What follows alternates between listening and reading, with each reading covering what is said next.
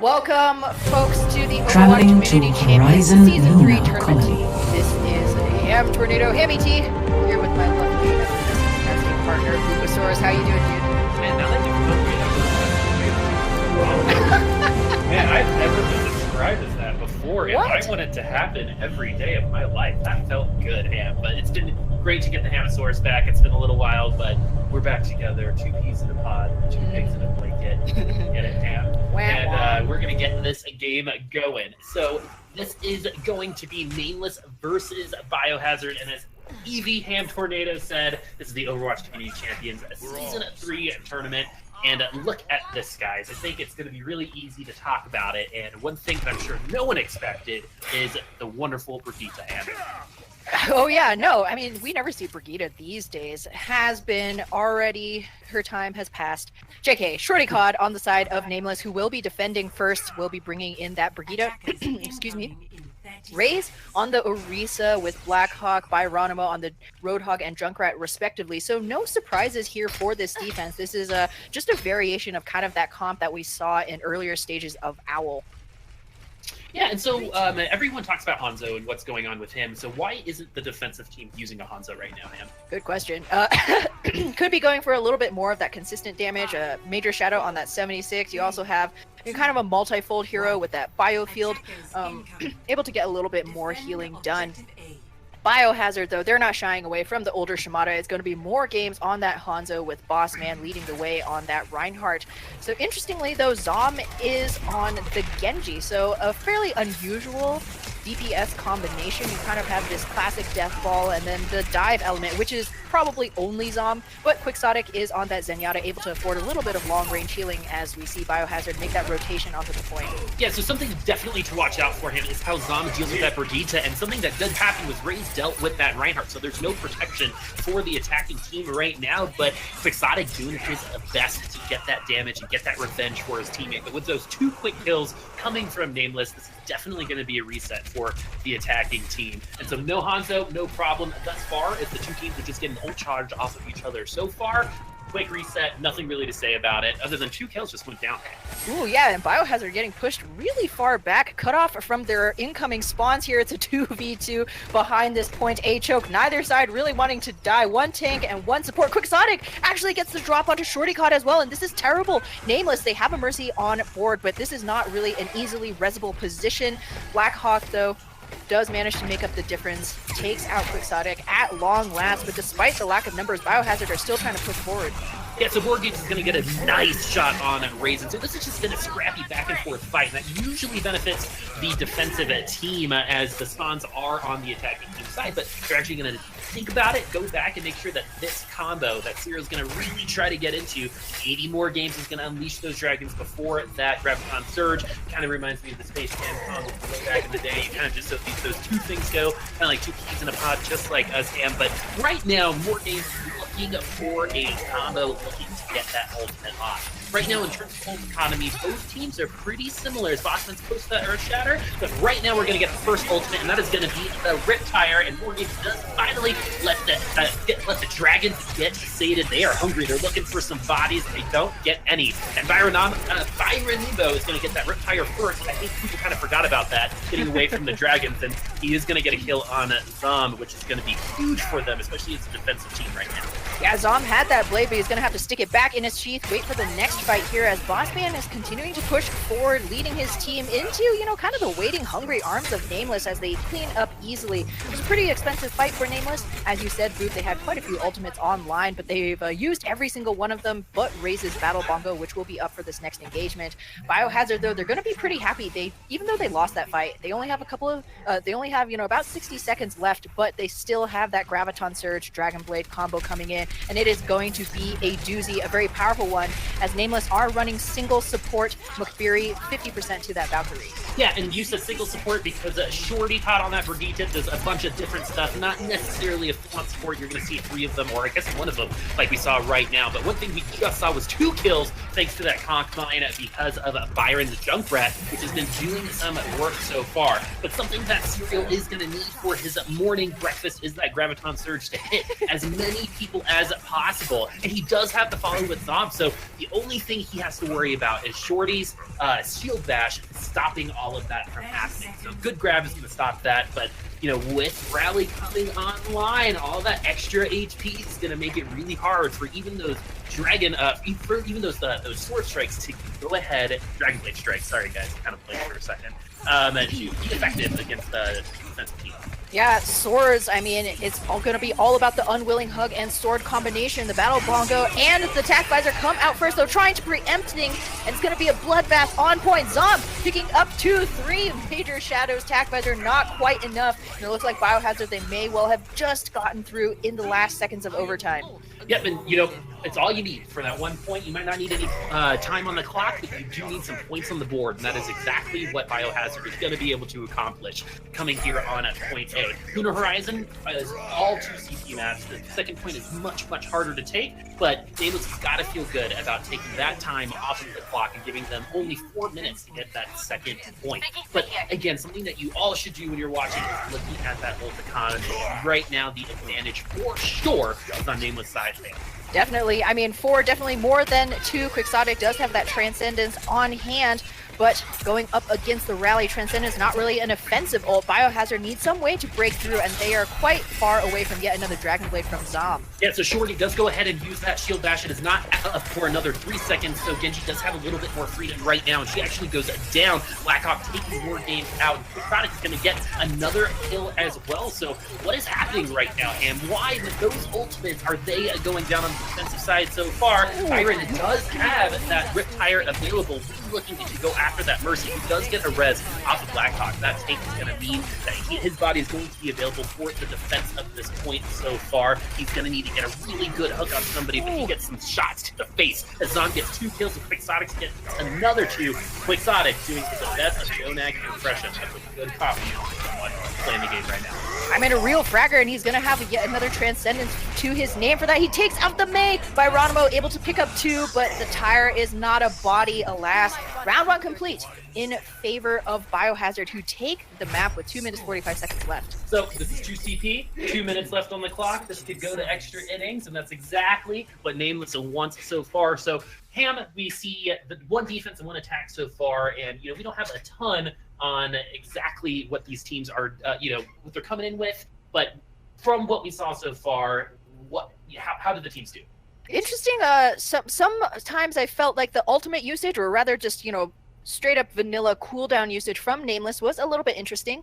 Harkening all the way back to the very first defense, Nameless actually lost Raze on that Orisa, but there was a choice, even though there was a Mercy on the field, not to bring her back up with a Resurrection. Instead, they chose to pursue Biohazard past the choke, which did end up working in their favor, but that lack of a Resurrection kind of felt indicative of Nameless's somewhat less than optimal usage of the ults going into point B, as they had such a good ultimate bank coming into their first defense, but they used everything that they had, and not to very much avail either. So moving into this next round, I'm hoping to see that we can see a little bit more communication potentially with these teammates, who's going to be where, what ultimates or cooldowns they're going to be using when. Really will still ahead him, so that is definitely something to watch as we go through. And another thing that I love watching is the fact that Zarya is back. Thanks, Brigitte, for letting that happen. Getting the shield onto the Brigitte, giving her a safe shield bash to get the kills going, but something that might not be safe, especially in our dreams and nightmares. Torbjorn setting up on point A for Azam, this is happening, guys. Like, he set it up.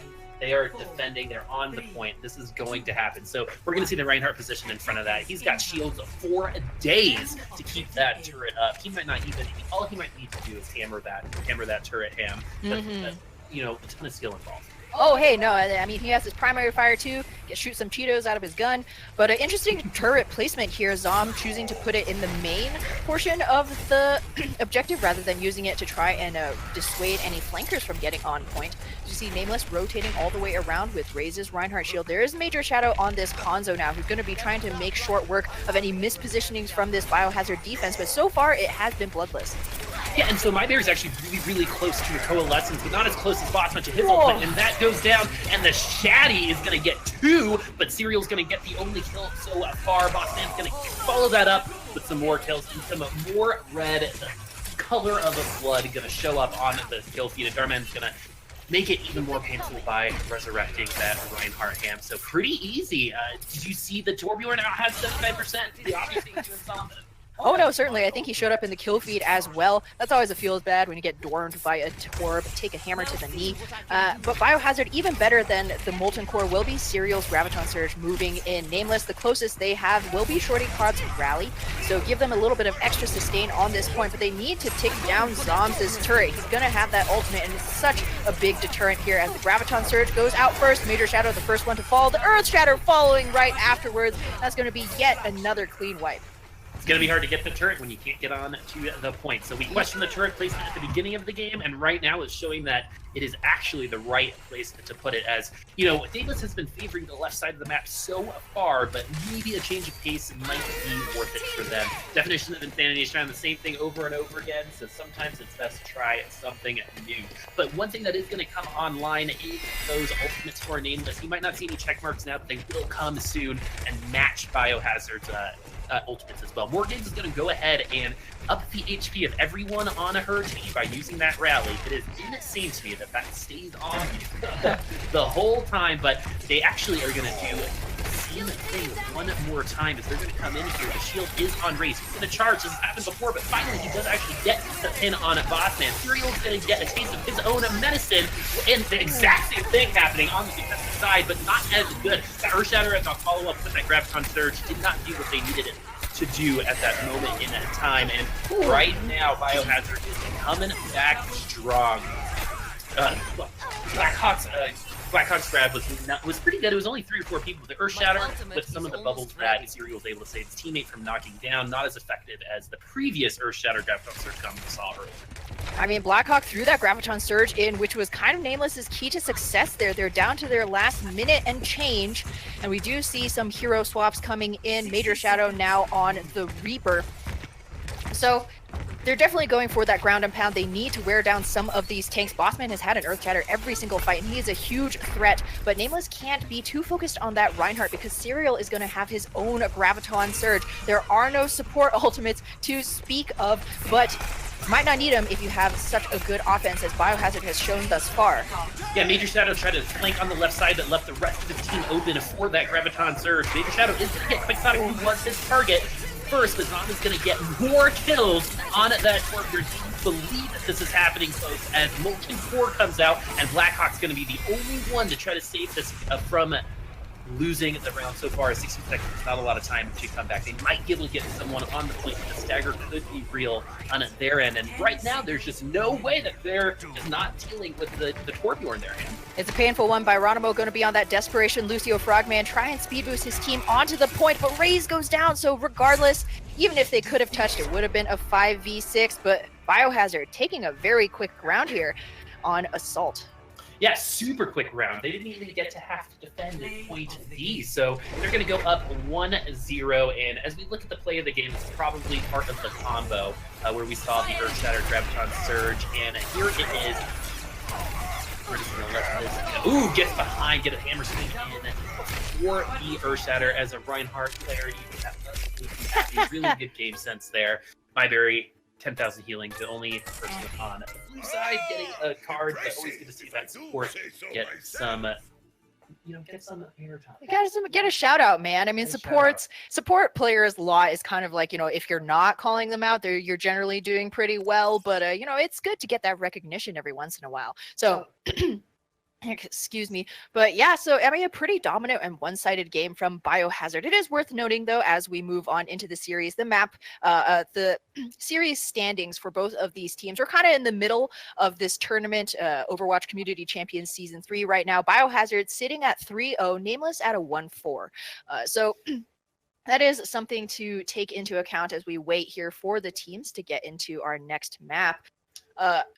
And hey, we have a special guest today. It's not just the casters, folks. We got an analyst as well. Jen, how you doing? Hey, how are you doing, Ham? Really, I saw a lot of mistakes there from Nameless in the beginning, but they were able to fix them towards mid-game, and then they fell apart at the end. They had Pyronimo on Junkrat, Major Shadow on Soldier, but it was countered by the Xenold, so Major Shadow was not able to get that many picks while he was using Tactical Visor, but he was able to secure some solo kills, but it wasn't enough to secure that first round defense. And then on the other end, Serial on Zarya and more games on Hanzo, when uncontested, they were able to go so aggressive with the Rhine pushing in, boss man on Rhine, and they had no transcendence on Team Nameless. And that is such a bad thing to have no transcendence when you're going up against a Zarya and a Hanzo. You need that transcendence.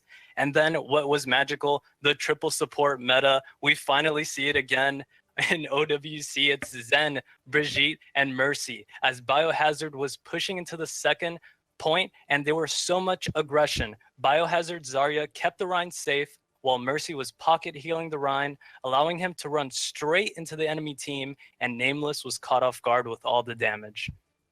Yeah, it kind of came down to just increased, synergy from Biohazard kind of winning out against anything Nameless could throw at them. I mean, we saw even when they did have ultimates, they weren't really able to land them, due to kind of that counterplay with, like, there was always a bubble, there was always a shield to keep Biohazard safe. True, and I will say, Nameless chose to go triple support as well, but they chose the wrong heroes. They chose Lucio, Brigitte, and Moira. There is not enough healing. There is not enough damage with that team comp. They ran a Rhine Zarya with a Reaper. Reaper is not enough damage and can't be your main damage dealer throughout any team fight. It's just too much to depend on that Grav Death Blossom. It's not consistent, and it's not always going to secure that point. But I will say they did opt to choose the Moira for an Ana, and the Ana was able to counter the Xenol with a 4-man anti-heal during the last fights, but again, not enough damage. The Mercy was just able to pocket heal some of the characters and win in, and it was just a mess from that point. They couldn't recover from the 3-man support. It was a mess there. They shouldn't have opted for that. I think something to point out as well was when the Reaper switch happened, it was, at the end. And a lot of times you switch out that Reaper to make an impact right away, right? And he went for the flank on the left and tried to eliminate Quixotic fast enough, and that he got the kill, but not before the ultimates came out, right? So there was an Earthshatter and a Graviton and no Reaper in sight, and he was behind the team. So he had the opportunity to rip him up, but that's just not what happened because of some tunneling on Quixotic on that flank. Good flank, but you also need the good team behind you as well. And so hopefully when we move into Junkertown, which is going to be the next map, we're going to see more of those comms come online, and those kinds of mistakes happen less. Yeah, I think Reaper could have worked. Yeah, like you said, Boop, though, it was just swapping off onto the Reaper with nary a minute left. It's really not much time at all for any hero to make a huge impact. He does have some sustain on the point, but, like you said, it was, again, finding those connections, with the teammates. Overwatch, it's not just, the solo game. There is some potential for solo carry, but you really need to have the rest of the team at your back. So now we are moving into Junkertown. But much more likely to see that lovely metal 4-legged horse on this map. Metal 4-legged horse. That's what my mom called me when I was born. Is that normal? I'll just say you probably had an interesting childhood. Yeah, I mean, there was definitely a lot of hard times around magnets. Science class was hard. The buckyballs, man. When it was hot, not a lot of friends would hug me or shake my hand because I was hot, not looks wise, but temperature wise. But I guess that's life sometimes. Sometimes it's life, man. Sometimes you're born a Bupasaurus. Sometimes you're born, some kind of robot. I started using Proactive, and then all the metal kind of all the metal came off. Yeah, it's I haven't heard of that product, but technology is amazing these days. And unfortunately, though, technology of any sort really hard to come by here in the radioactive Australian wasteland of Junkertown. On the defense first will be Biohazard, so Nameless will get the chance once again to kind of set the pace here. On the defense, though, this is something that we've seen more and more often from teams. Rather than going with that same halt hook pulled port combo with the Orisa Hog on defense, is going to be more games and Serial with that Reinhardt Zarya. More games this time around, swapping onto tank. So not just hero swaps, role swaps as well. Yeah, and so something that is very, very common, especially here in Junkertown, is Byron is going to be on that Bastion with that pirate ship combination. So we've just added even more shields for him with that Brigitte that is going to be escorting the President all the way to the end. This is one of the most snowballing maps in the entire map pool. Sometimes you blink and you're already on the 3rd point, and that's exactly what Nameless is going to be trying to do. And Major Shadow is going to start it off with an amazing headshot on Quixotic first. Going to have to use the res on Quixotic on Sons of Mercy, but a Fire Strike is actually going to go through almost the entire team and get you 31% ult percentage thus far. So we're going to see our first engagement here really soon as the payload is getting closer. Usually right when we get to this bridge, more games is going to drop down and try to get those kills. And that's exactly what happens. Byron is going to go, but MyBerry's going to get a risky res off on Byron and that bash. He's going to have to reposition, and they cannot let him back on this payload if they don't want that to stay. Oh no, Biohazard live here now. They're camping on the cart, and Board Game's going to have an Earth Shatter to try and stop any kind of repositioning from Nameless. We have a Byronimo 40% up to that tank ultimate. Perhaps not one of the most impactful, but definitely one of the most scary. He is set up on the high ground now. Ray's trying to give him a little bit of shielding. This is the double shield, the safety egg, if you might call it. Orisa and Reinhardt plus Brigitte. I mean, this is the Bastion's life, man. The question for Biohazard is not just how they're going to get through this shielding, because Zoms does have that tire on hand. Yeah, and Byron's going to try to assert his dominance a little bit and move on to the payload, and that's actually going to backfire. So Earthshatter comes down and gets 3. Rays and Morgans are actually going to charge into each other and knock each other down. That is always feels bad, man. That is anticlimactic to the max, especially after that big shatter. And, you know, something that I really want to point out is that actually decreases the DPS of more games in that situation. You can't swing that hammer when he's on the ground as well. Yeah, I mean, it was actually the most hilarious, though, because Byronimo got caught between a Reinhardt sandwich, but forget the giant mechs. It's going to be Styx show with this Hanzo coming in, gets 2 with that Dragon Strike, and 1 just vanilla arrow, make it 3. Yeah, so Hanzo is a good champion, to say the least. A lot of the, you know, his abilities especially are going to be good against Bastion. Stationary character, going to be able to shoot those 6 arrows in consecutive order really, really easily. But right now, they've decided, hey, that might not be a great idea to have this Bastion right now. It's not working. I love the switch. With a minute and 52 seconds left, they're going to switch to a Pharmacy combo with Shorty on that rally. The only one that's pretty close to an ultimate so far. And we're going to hear that rally, get the rest of the team the armor as it doesn't stay. But Fire in the Hole is going to make it a little harder for him. So where is this tire going to go? Is going to try to find Shorty. Everyone hates Brigitte Ham. It's a hard life, man. But in the meantime, Major Shadow has also swapped off onto that Tracer, gets Quixotic in the back, while Byronimo tries to shell down on the heads of this defense. Graviton Surge, though, comes out. Where's the follow-up? And the follow-up doesn't come. It's a good Graviton Surge, 4 people get in it, and only 1 on that Earth Shatter, but they fell on the lower level, so it wasn't able to do anything. But Raze is going to get some more revenge on that duo pin and get a pin on more games to the wall instead. Raze is going to throw himself off of the map to get that reset, and the defensive team doing great so far. Raze is the only one that's martyred. Oh, I guess Major Shadow is close to the pulse bomb. There's no Brigitte on Biohazard's side, so nothing to worry about there on the dive. He's going to get the first kill on MyBerry. That is huge. That's pretty much a reset.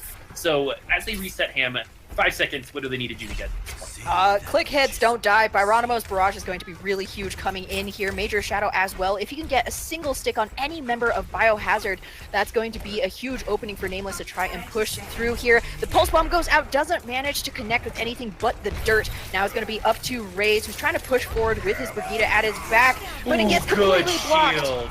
More games getting that shield up for that Earth Shatter, protecting the rest of the team. You know, there is a tell when he raises that hammer, it's coming down, and Morgans knows that as a Reinhardt player himself. Byron is going to get the kill on more games, though. This is starting to become a back and forth fight. When the defensive side dies, it gives more advantage to the attacking side. The Zom is going to say no, but Byron's going to respond to that with a rocket barrage and get the support player. So no support available for Biohazard right now. And Raze is going to fly off the map. He's out of position right now, and his slow legs are going to try to make it back to the payload, and then it's gonna happen for him as overtime has started. Eventually, the attacking team, Nameless, is going to get more people onto the payload. This is looking really good for them right now. They have full set, that's 5 people right now.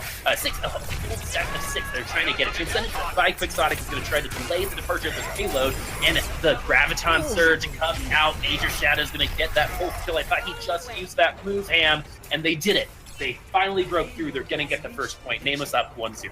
I mean, they eventually grounded out. It was a 3v3, but the attacking respawns are so strong there on that first point of Junkertown that Nameless able to work their way through eventually to a forced point take. They will have, 2 minutes and some to try and finish out Streets phase, but most importantly, they're going to have 2 ultimates, Shorty Cod's Rally and Raze's Earth Shatter. So both of these can be huge. More Games is far away on the opposite side from getting that Earthquake on his own side. Sticks, though, opens things up. That's a good pick onto Major Shadow. That red arrow means there was a headshot, and I just want to point out Byron is still on this Pharah. It's a little awkward, especially on this part of the Street phase, but as far as Street phase can go by really quickly. This is part of that snowballing potential, and we're seeing that right now as Byron is going to get the kill, but the Graviton Surge is going to pin them underneath the bridge, and Sated Dragons do come out. Sated means they're hungry, and they're not hungry anymore as they eat two. Byron and Blackhawk going down thanks to those dragons. I mean, you remember like that kids game, right? Hungry, hungry dragons. Yeah, right? yeah, no, it's right. Anyhow, Biohazard, they're not going to have many ultimates to speak of, but Sun will have that Valkyrie on hand. The question is going to be not overstaying their welcome. You saw the last time they decided to try and hold that cart with just 3 members, and eventually they did get pushed back. It might have been a little bit better to just cede that space for that full 6-man defense here, as Styx eats a direct right off the bat. Yeah, Byron is going to get Styx right off the bat. As you said, ooh, and a concussive grenade is actually going to get the res to not fall off. My Berry is going to get Major Shadows to fall during that fight. Byron is going to get healed right before he dies, and this is looking so good for the attacking team so far. Zom with that Deadeye is going to get the support player as well, but right now it's looking good for the attacking side on Nameless. Rocket Barrage is going to go down, get one person. Probably wanted to use that. Definitely want to switch the character going through this next point, but actually Byron's been playing pretty well in this Pharah so far, Am. Yeah, certainly, but I mean, as you said, Group, the map geometry I don't think is really in favor of a Pharah around this point. You can kind of toot around that pillar, but it's very difficult to stay alive against any kind of sniper character, as we do see Styx staying with that Hanzo. Major Shadow, though, recognizes the advantage of these long sidelines, going to swap onto his own Widowmaker. Perhaps he can take up all of this Hanzo's attention, leave the airs a little bit friendlier for Baranimo to fly. But once again, both of these Reinhardts, who have been big playmakers so far, will have that Earth Shatter. Yeah, and Sun is going to have to use the res really early, but Zero's going to make that feel a little bit better by forcing my Bear to use their res as well. So right now we're just, again, getting ult charge, poking at each other, and someone is going to make the decision to go in, and Major Shadow is going to help Nameless make that decision for them with that easy pick. But Zom, switching for that Byronimo Pharah, is going to do his job to get the Pharah out of the air. McQueen, that is what your job is. Major Shadow popping off so far with some really good headshots, and that's all you needed. All you needed was that first headshot, and then you got a second kill, and then you got a sea of red. Styx is going to show off his accuracy as well, take down Major Shadow, but not before the payload progresses. Yeah, that was kind of interesting choice, though. Raze got a really good Earth Shadow. Blackhawk decided to throw out the Graviton Surge anyways. I mean, as we say on BGG, grab when you have, shatter after, but in this case, it was certainly overkill, and they're going to be rounding this third corner with just 2 ultimates, 2 support ultimates to their name.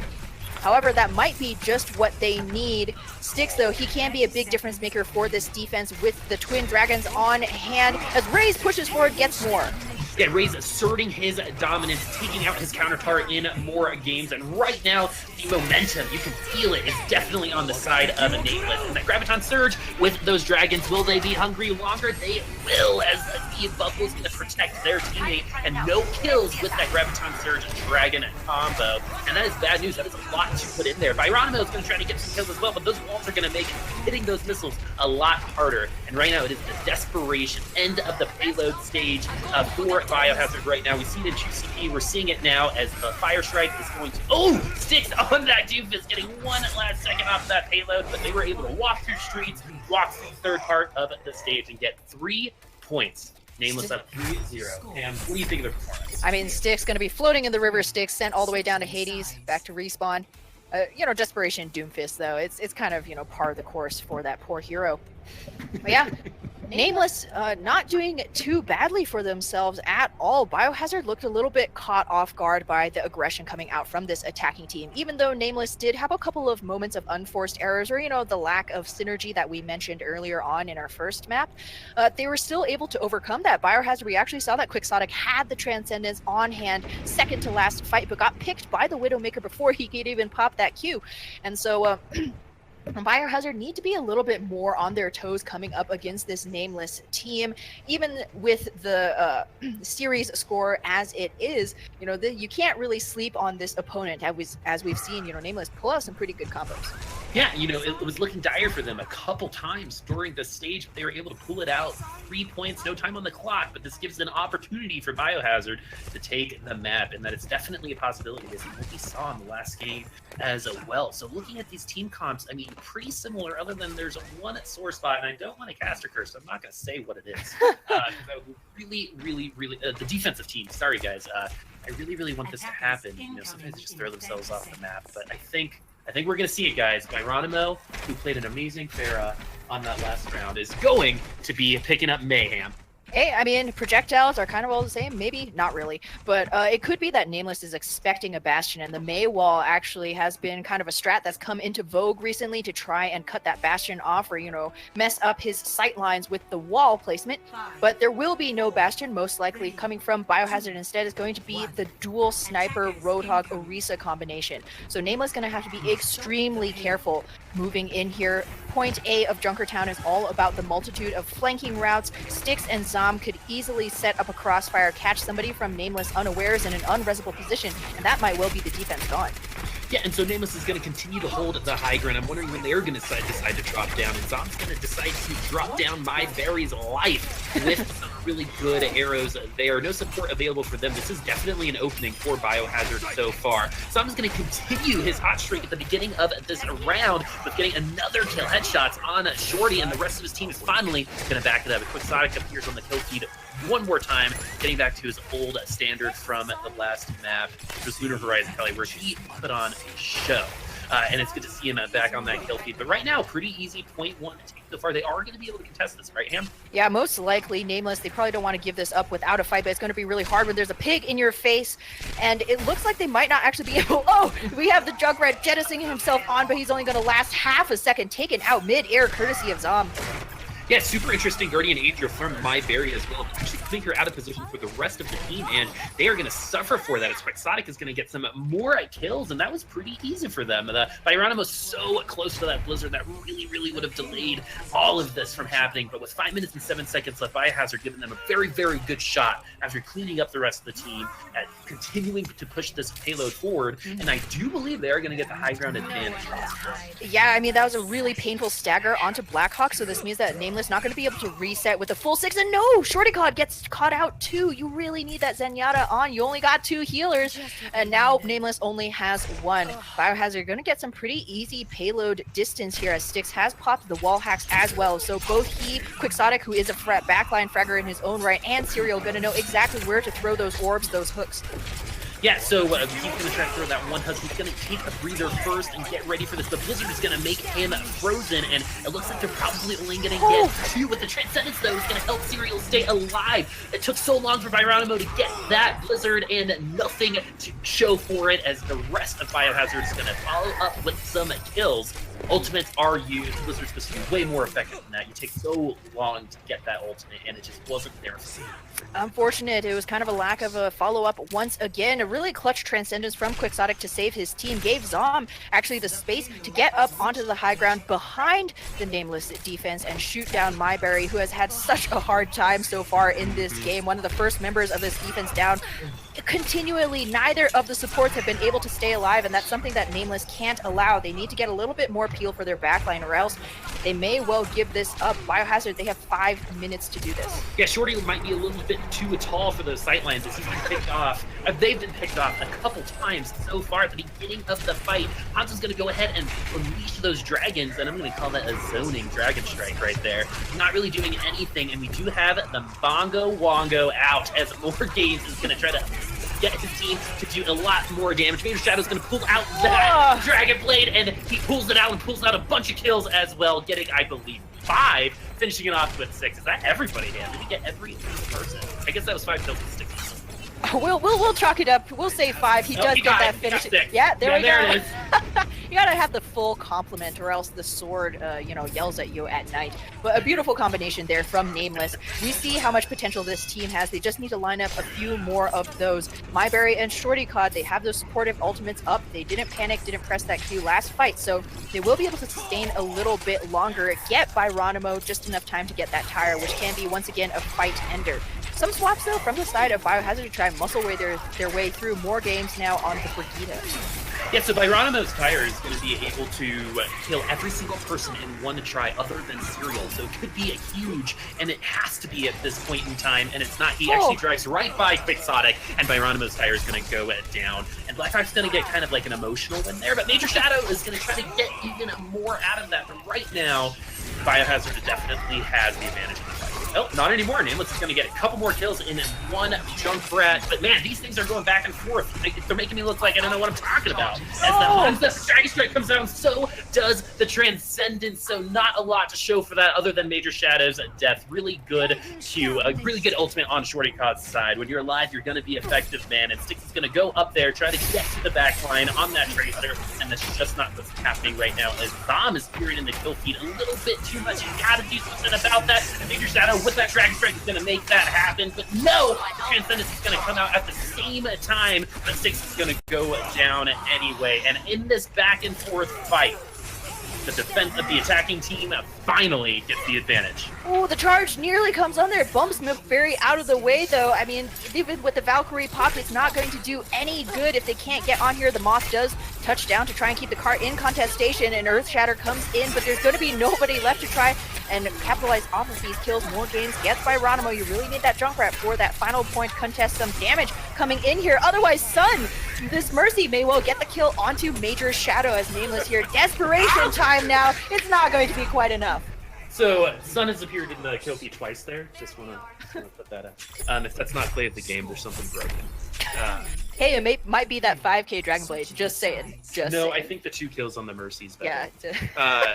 No, it'll definitely be Major Shadow on that Dragon Blade. As 1 minute for Nameless and a Biohazard getting 3 minutes and that 25 seconds. And so Nameless had, I believe, a pretty hard time on a point A, and they had to take it in overtime. They had to take the whole map in overtime. So in terms of who to give the advantage here, Ham, I definitely assuming the one with more time. Yeah, I mean, simple maths, 3 more than 1. But hey, I mean, Nameless, they do at least get 1 minute to see what they can get going here on this point. Like you mentioned earlier on, Boop, this is a very snowbally map, and Byronimo's Pharah has been one of his best looks so far. Biohazard haven't been, investing a lot of resources for the anti-air defense, so maybe this is something that Nameless can take and just go and run with it. However, though, given their short time, they're probably only going to have 2 pushes. So with that in mind, we can see the defense that Biohazard is rolling out with. It's all about stymieing Nameless. Get that shielding in with that Reinhardt Brigida. You get Zom there with that, burst potential with the Hanzo, and then Styx on the Sombra just to try and annoy the 2 tanks, take away their shielding, take away their cooldowns. If nothing else, bite more time on the clock. I'm really liking Styx here because a lot of what Nameless is showing are people who are very, very bad against Sombra. So with no bubbles, with no flight on Byronimo's side, if those hacks do come down, they will be in a world of hurt. But right now, Byronimo is going to take a look at the high ground with that great verticality that Farmer's Tea does show. But as of right now, nothing going on other than some poking and some ultimate charge. And both bubbles are down for Blackhawk right now, so there is a little bit of an opening, and Serial does see that, but charges right into the building. Almost looks intentional, probably more for the positioning, but Zom is going to get the kill on Shorty, who goes down very, very fast. And every single kill here means something with 15 seconds left here on the clock for Nameless to get even more. Any inches, all inches and millimeters count here for the winning team here on Junkertown. Styx is going to get Major Shadow, and that is going to be a huge win for Biohazard thus far. And Byronimo is actually going to fall and kill them themselves, and Earthshatter is going to get 3. I don't see how Biohazard is going to get out of this. He's going to probably throw himself off of the map. So what started looking bad for Nameless started looking good. All you needed was a fatty shatty, and that one I took from Ham. Yeah, no, I mean, Sun going down, that Mercy out of the fight for the defense first was the turning point for Nameless, not to mention that Earth Shatter. It was the atomic bombs earlier ravaging Australia, but it's going to be the hammer down this time around as Nameless take a point A. So they will have at least that to their name, but this is overtime now. No! Biohazard goes down. This is terrible. They cannot take a foot off of this payload right here. The clock is going to burn down in the blink of an eye, and Biohazard, they recognize this. They're pushing forward with all of their aggression. Yeah, Serial whipping on that Earthshatter, not really anything to it as both Mercies are in Valkyrie, so we're probably not going to see many deaths until one does go down. That's exactly what's going to happen. Really good timing on Blackhawk's Graviton Surge, waiting for Valkyrie to be over and actually getting the Mercy in at that Graviton Surge. Tyranimo going to get Razam and Sticks behind the team so far. Nothing going on at the EMP, but really good patience from Blackhawk on that Graviton Surge. Yeah, good ultimates from Nameless. They're going to be able to cycle that Graviton with Raze's Earth Shatter just 4% away. Ooh, he's going to have it in just a second with a great Fire Strike kill onto Zom. Biohazard, they looked like they were trying to go in extremely aggressive, but unfortunately they just weren't able to execute on their plan, and instead of ceding space, they just decided to take that loss, and what that means is Nameless is nearly going to get this cart to point B before Biohazard can even contest. Something that I guess they're saying on Team Comms is, who needs time, guys? As another Earthshatter goes down, and right after the bubble goes, they get knocked onto the ground. Biohazard is going to follow that up and get 2 kills, and this is going to be a 5th point for Nameless so far, and they had 1 minute on the clock, folks, and they are at 5 points. We thought about quick maths earlier, but math doesn't matter when you're playing this well, Ham. This is some great stuff so far. Oh my god, my lungs are getting so excited. I'm coughing up a storm over here. Biohazard utterly taken off guard. Raze with that sneaky shatter. Who says Reinhardt's can't sneak? This guy's an assassin. However, moving in, Biohazard will have Quixotic's Transcendence. If nothing else, Zaham's very close to that Dragon Strike as well, and he won't even need that ultimate as he gets Biohazard with that regular Hanzo headshot. Naafiri, though, able to even things up so far. Both sides with plenty of tools, so it's going to come down to order of operations. Yeah, MyBerry does not have a res available, but Zom does have a Dragon Strike available and a 2 deaths to show for it. And right now, this is starting to look good for the first time for Biohazard. This is going to be the time where they are able to save this point as they have 61.68 meters and 5 points on the board, and that is exactly where things are going to end. Nameless putting on a show with 5 points on the board. That is going to be a huge thing to follow from Biohazard. Wow, we were talking about, hey, 3 minutes time bank, that's not too bad for Biohazard, but now they really need to push themselves in order to get the payload to that golden box of victory, because remember, in extra rounds, no time is added even if you do take successive points, so Biohazard 325 is all they're going to have to work with. Once again, this team perhaps sleeping a little bit on Nameless, getting a little bit too comfortable over there. Overstaying their welcome, pushing, pushing themselves a little bit too far. I mean, it's the question, it's the eternal question here in Overwatch, right? Are you going for that team fight win? Are you trying to get those kills, or are you working for the objective, right? And so Biohazard seemed like they were, a little bit confused sometimes, especially that Streets phase defense. They gave up the entirety of Streets phase off of trying to hold the cart at that point A choke. A misplay, I would say. Yeah, I totally agree with you. So the one thing that this team needs to realize is they're going to have to do the same thing. They're going to have to complete this map in overtime. So they got to get their comms straight. No distractions here at this point because they've got to focus as Nameless is playing some of the best Overwatch they've played all game so far. So Blackhawk, really, I'm still thinking about that Graviton Surge, waiting for that Valkyrie to come down and then getting him under the bridge. That was so good. That's a game tape to remember by. But right now, it looks like they're going to actually run some similar comms. Major Shadow on that Genji. Who says died is dead? Because that dragon played earlier got 5 people, ended up getting all 6, and Zom is going to get MyBerry. These supports dying early. That's exactly what you want to see when you are on that attacking side. So there's definitely an opening for long walk back for the defensive side, so they should be able to get underneath the bridge and come into the open area right before the Junkertown entrance. And then see if Zom's going to be able to get anything done here. And the biggest thing with the lack of mercy means that all of these deaths are going to be permanent. Nameless, there's no way for them to get back into this fight unless they walk there under their own power. And Biohazard, if we know anything about this team, they're getting so aggressive they forgot the cart for a second. But yeah, they know they're all about that aggression. Sticks very close to that Widow's sight. Zom, who's been deadly just with that mouse one so far, he's going to be have his bow and arrow cocked and ready once again. Nameless look like they're just going to go ahead and give up this point, a reset for that high ground defense. Yeah, and they have the time to do this. They can stop him here. They can stop him before the third point. But right now, they're going to try to stop him by gaining the high ground. Everyone kind of far away from your ultimates. Biohazard definitely has the advantage there. So the first one that will come online is that Earth Shatter from more games. Also, that kill from Major Shadow will be the first thing to come online for Nameless so far this round. So this is definitely an opening to try to get some time off the clock. But Six is going to get MyBerry off the map thanks to that headshot. And once again, Biohazard is going to, Nameless is going to be without their mercy and no resin. That doesn't seem to be mattering to them with those kills coming in. Ooh, you have 3 of the players escorted by that hungry Zarya. Oh no, a little bit of shades of Biohazard here overstaying their welcome a bit. Shorty Cod gets taken down, and so only 2 members of this Nameless defense left.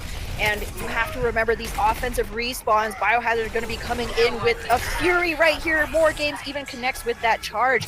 And I mean, Nameless, they had an advantage earlier on in this fight, and they've squandered it.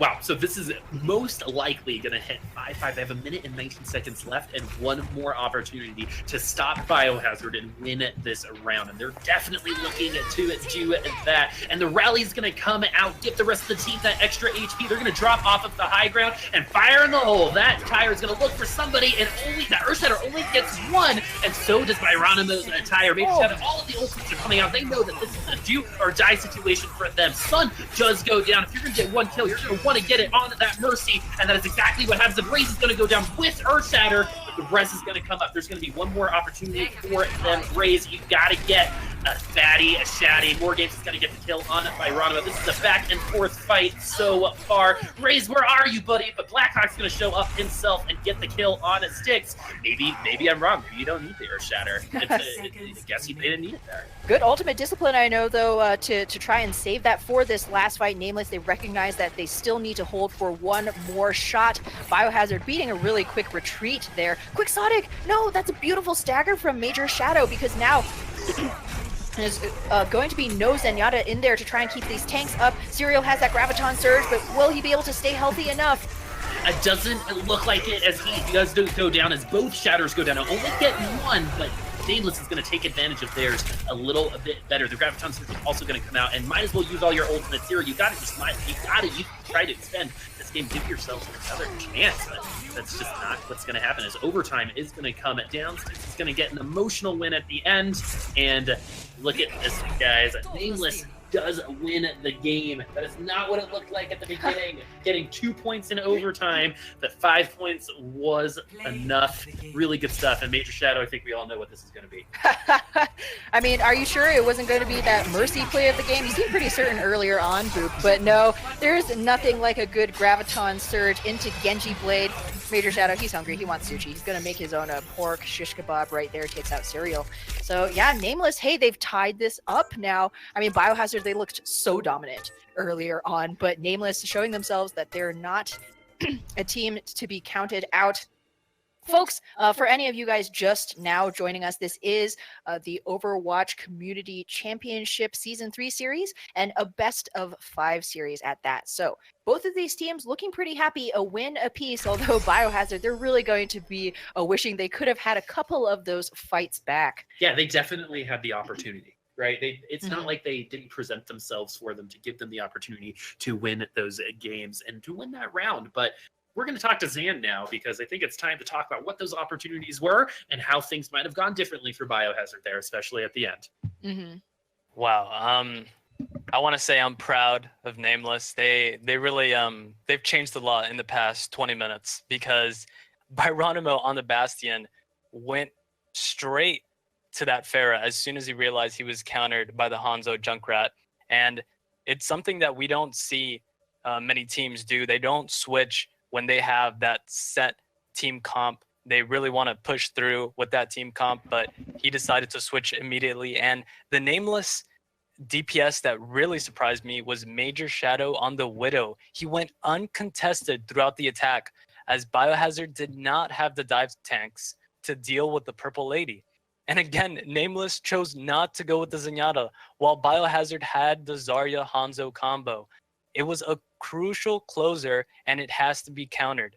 On a positive note for Nameless, they were able to do quite exceptional on attack. I saw more synergy with the ultimates to close off the first round. And on defense, wait, here it comes. Nameless finally goes with the Zenyatta, but there's no Zarya on Biohazard on attack. So they finally chose the Zenyatta and they didn't even need him. They decided to go with triple support composition on Biohazard's end, which again, it's something that they seem to be sticking with as it's very aggressive with the Mercy, Zen, Brigitte, and they went with the 2 DPS, Hanzo, Widow, and Rhine. But Nameless on the third round was sick on attack. But Biohazard, they got a taste of their own medicine as they were pushed all the way to, I believe, halfway of the third checkpoint. And they had more than 3 minutes to work with, and they couldn't even make it to the second checkpoint. It just seemed to be some type of miscommunication on their end, because they really had the synergy in the first round, and they just fell apart. Yeah, it seemed like maybe they were a little bit flustered, when plan A, B, C, D, they ran out of alphabet. They weren't quite sure how to attack coherently, especially, I mean, you're surprised, we're surprised, everybody's surprised how strong Nameless looked on that, extra round. It looked like a completely different team. Yeah, a completely different team.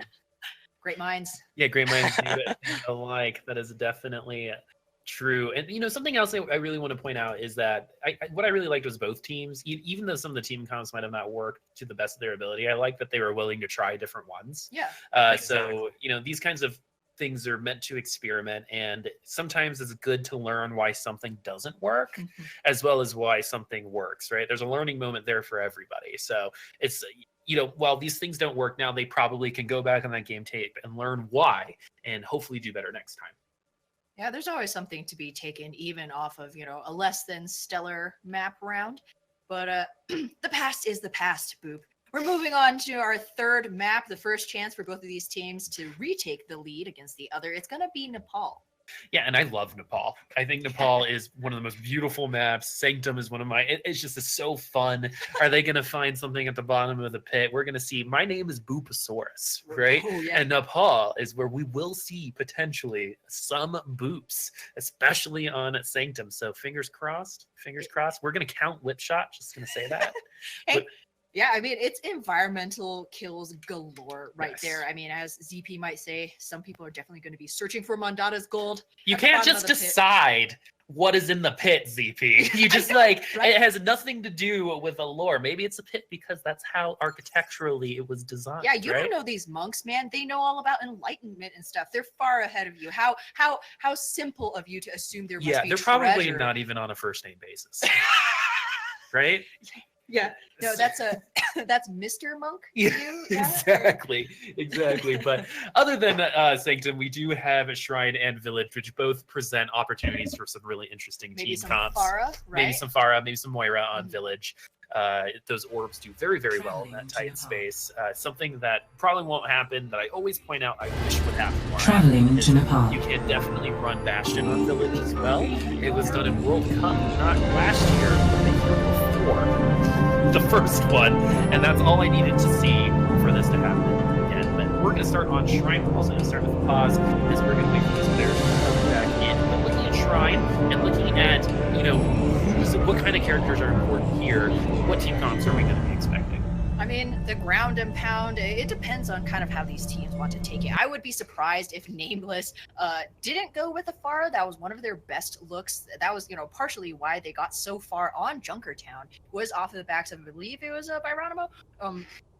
Byronimo's great Pharah plays. And so Shrine definitely still, a map where you can make usage of those sight lines. You're getting a little bit too low, just tooth back up, out of harm's way, use those sight lines.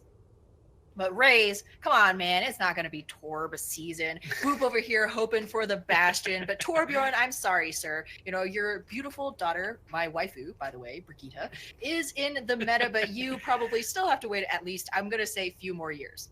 Yeah, and so, with Brian being in the game and you know, a lot of people have really talked about the high effectiveness of Bridget so far. Yeah, Britannica, it's Britannica all day long, dude. Yeah. So do you think that Bertha has really made the impact in the game as everyone has said? I'd say I see a baguette. I see like a baguette every single time. Yeah. I mean, if you watch Owl, you know that, you know, every team wants to have that extra bit of, you know, Swedish shielding. Very Brittany of her, for sure. Mm-hmm. Definitely a Brittany. I mean, sometimes you see the Brittany, Brianna, Bulgaria, even.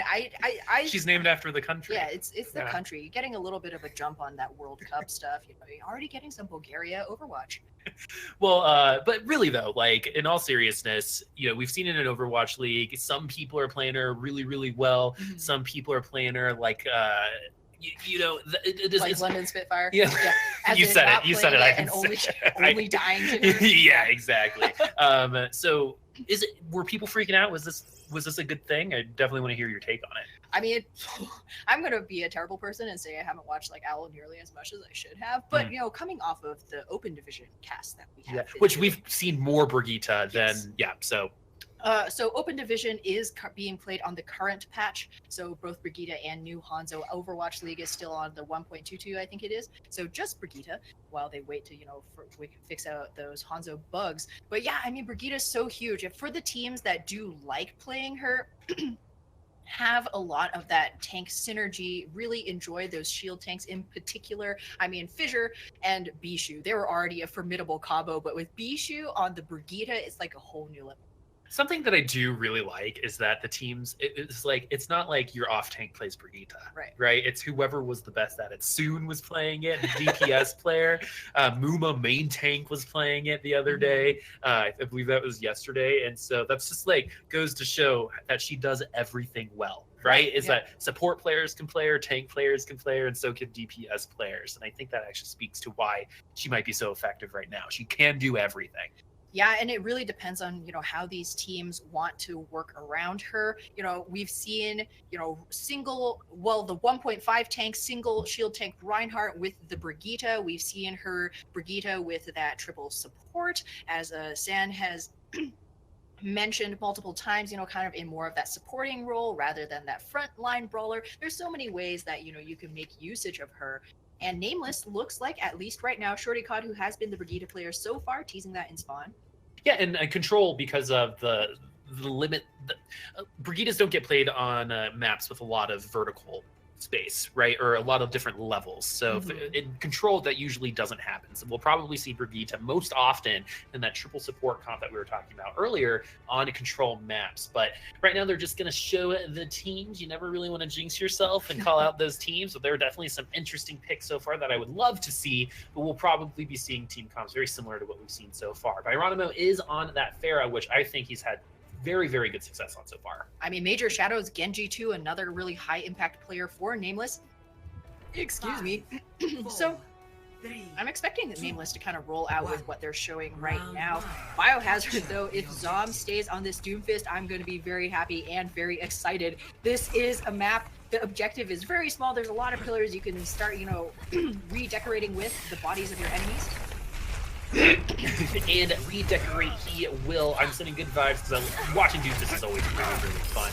But the fight is going to be happening on the point. We do have a quick kill from Serial on that Brigitte, and things are just going to fall into place right now for Nameless as Farah's going to pick up Zom. But he does. Sun is going to get that res and going to start evening it up. It is a 5v5 right now. The charge from Raze isn't going to get anything. The focus are down so far, and right now Biohazard is going to push Nameless off of the point, assert their dominance, grab the point, and push them back to reset. Oh man, Sticks is always these Hanzos, man. I mean, Hanzo, calling yourself a Hanzo main used to be a thing of shame, but these days I'd say it's right up there with saying, oh yeah, we got like a top tier Genji on our team because Sticks absolutely carried that last fight. Even when Biohazard were down, didn't have that man advantage, he was still able to make up the difference. However, moving on into this next fight, Biohazard, he's gonna have that fight. Yeah, Blackheart's gonna be looking for that energy to come up 46%. You want your Zarya, I think what Hex said earlier is you want to get that Graviton Surge within 2 minutes. He's definitely on track so far, but especially with 2 kills, it's going to really, really help. Zom and Quixotic, though, are not going to help their team at dead, and this is going to look really good for Nameless. However, this is just a stall game right now for Biohazard. The stall is going to be a lot easier with Nugget down, so no reses available for Nameless. Ooh, Earth Shatter and Justice from above. That Rocket Barrage is going to get more games. It could have been a little bit more effective, but Styx is going to get the kill and stop that barrage in its tracks.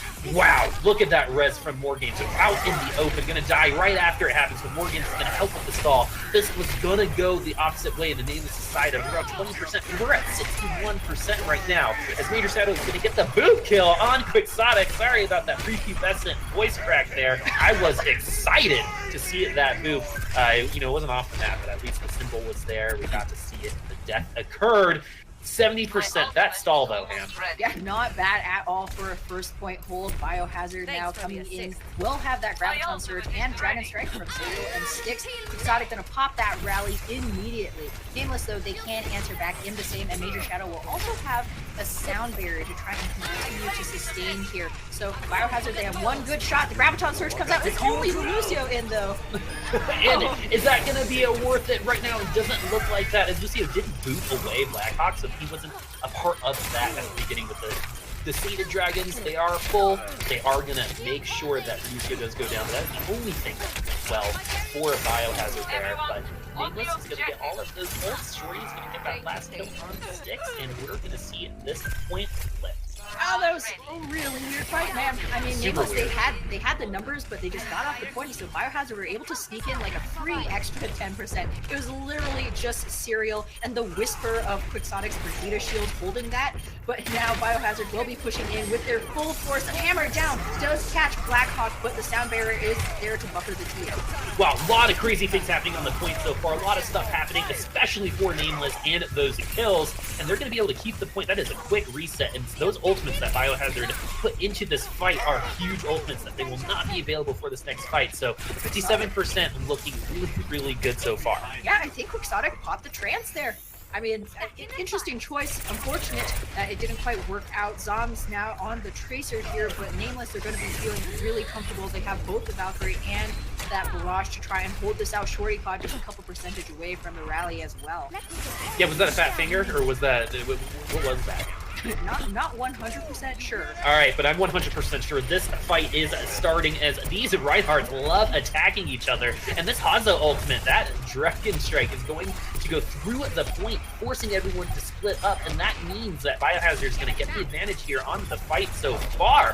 Biohazard not getting a lot of kills, but getting a lot of poke in and a lot of dying in right now. As Biohazard does go down on the point, and the flip does happen, 88%. I do believe they are going to be able to contest this with Sun getting that res off on Zom, though, is going to make it a lot harder for Nameless to come back. For at 94%, Shorty gets the rally off. The armor is on their team. The HP is high. This is it, guys. This is going to be for all the marbles. Whoever wins this fight is going to win the round. The Earth Shatter is going to counter that Graviton Surge, but is not going to counter Byronimo's Rocket Barrages. 3 kills go down. Gives Nameless the advantage in the fight so far. Blackhawk's going to get the support kill on his son. This is looking bad for Biohazard. That flip was inevitable, and so is it as a round win, as they are going to take this first round. What a back and forth. And if I dare say so myself, interesting round that we saw in Shrine. Yeah, no kidding, Coop. I mean, we saw more come in with that beautiful counter shatter. That's one of, the strats that teams employ. If you're stuck in a grab, just make sure that the rest of the enemy team can't even put in any damage because they're all taking, an unfortunate nap. However, he didn't catch the Pharah in the air as is expected, and Byronimo got off a beautiful 3K barrage to seal the deal. And it's no surprise at all that he will be staying with this hero moving into Sanctum. Yes. Boop City. Boop City, and we're seeing it. Shorty, please don't change. I've got to see those Lucio boops. Ham and I, by the way, have a really good history at seeing boops on this map. We saw triple boop once. I've put that in my memory bank forever. So looking at these team comps, very, very different. Major Shadow has been flexing on a bunch of different DPS, but, we've seen them on Genji, but we're seeing them on Tracer. There is a Brigitte on the other team, which made both of those characters a lot harder to play, but Byronimo is actually going to get that boop on Zom. Good job starting it off. It's like he heard me talking about it. And that's going to even out the Quixotic kill on Major Shadow. War Games, though, gonna get another environmental kill on Raze. Ooh, that feels good, and the rest are gonna fall. Ham, what did you think about that? Feels good, man. I hope somebody's keeping a scorecard because that was the first point cap. We barely started here, and that's already 2 boops, 1 for each side. And so now Biohazard will have the positional advantage, though. See, they're already pushing forward. We know this is an aggressive team, and there will be 2 shields. It's going to be more games on Vegeta this time around. Serial picking up that Ryan. They're going to try and see if they can stop Nameless right here at the choke. Keep that Pharah from being able to break out. Keep her caged where the ceilings are low. Yeah, and so just like you said, just to notice that there's a big disadvantage on that Pharah, especially if they're not able to get into the point. And right now, Biohazard's not letting Nameless get to this point thus far. There is going to be some hope here from those Junkrats. Oh. Serial's going to get that Fire Strike kill on it by Ronimo. This is going to open it up for some more kills, but Nugget doing his work on Pharmacy, going to get that res, and right now the rally is going to be maybe the only thing that's going to get them through this point so far, as 10 percentage points has happened. Serial's just going to see what's going on, going to charge through and make himself available for some kills. Major Shadow is going to take advantage of that, but he is actually able to get back to his team. Serial, who has been playing Zarya throughout the rest of the game, and playing some pretty good at Reinhardt so far. The Dragon Strike comes out as well. Blackhawk's going to get the kill. Oh, and Zom's going to get booped off. The traditional style.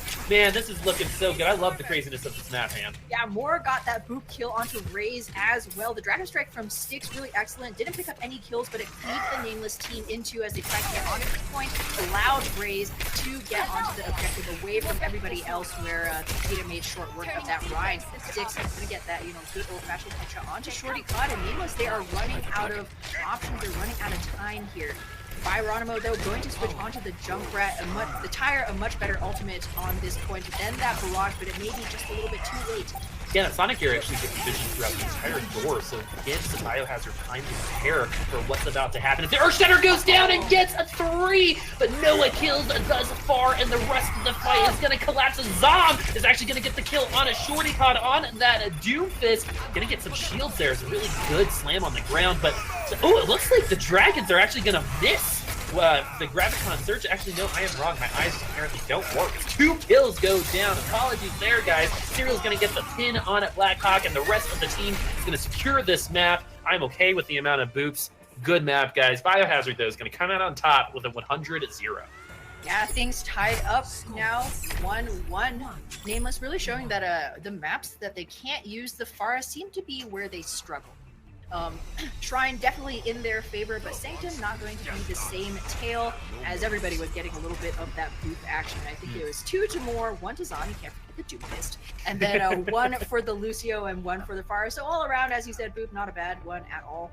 But now that we move on to Village, it's all going to be about the objective fight here. Yeah, it's like eating a good meal, right? It's like you see the boops, it's like it's sustained me. It's good. It's good for the soul, right? Yeah, exactly. My sated soul. Man, I love that word. I'll stop using it, guys, I promise. All right, so coming, the point is unlocked, and Zom is actually going to commit to that Genji here. One thing that we are seeing is Nugget on that Moira. We did point that out a little earlier on. Those orbs function so well here on the point. And Morgans and the rest of their team is going to take the high ground while Nameless is going to take the point. Let's see if this is going to work out for them. As they do drop, it looks like the positioning-wise, Nameless does get the advantage, but the shield does go down before Blackhawk doesn't get pinned. I believe that also would have been raised, but Major Shadow is going to trade the kill off of Geronimo. No, 2 tanks go down here early on in the fight. There's nothing really happening on the point so far, as entrance here on the right side is where the action seems to be happening, and they're actually going to Nameless clock some percentage points before things are going to happen. But Serial is at 92%. The Earthshatter is going to be available here so soon, and look at this. Hanzo and those Dragons are going to go ahead and come out and do nothing so far. Raze is low. So many things are happening. The ultimates are available. Coalescence is also available. So is Major Shadow's rally. This is just the beginning of the fight so far, guys. 21%. The flip does happen. The point is open, and there is no more red on the field. As the flip happens, the fight comes after the flip, and that could not have gone better for Biohazard. Yeah, no kidding. I mean, Earthshatter into Dragon Blade.